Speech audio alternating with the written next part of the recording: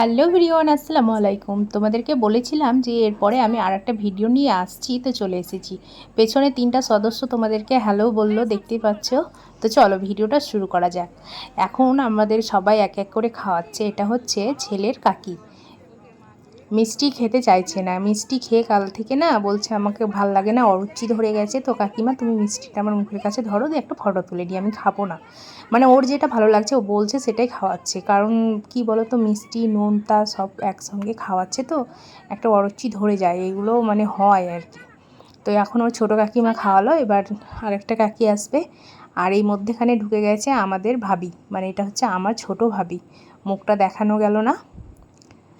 তো দেখতেই পাচ্ছ খাইয়ে দিচ্ছে, মানে নুনতা যেগুলো আছে সেইগুলোই খাওয়াচ্ছে। এটা ওর আরেকটা কাকি, আর এখন খাওয়ালো দুটো কাকা, দুটো কাকি আর আমার ভাবি। এরপরে আমি নিয়ে আসছি ওর মা খাইয়ে দিয়েছে, ওর বোন খাইয়ে দিয়েছে সেই ভিডিওটা। আর ওই যে মধ্যেখানে এটা হচ্ছে আমার বড়দির মেয়ে, এটা ওর কাকা। আর পাশে এই যে বসে আছে দুষ্টুটা, ও কোনো কিচ্ছু খাবে না, ওর শুধু চিকেনটার ওপরে লোভ। আর বলছে আমাকে চিকেনটা দিয়ে দাও, আমি এগুলো খাবো না, আমি ঘরের ভিতরে ফ্যানের তলে বসে বসে চিকেন ভাজাটা খাবো। এই হচ্ছে ওর মেন উদ্দেশ্য এখানে বসার।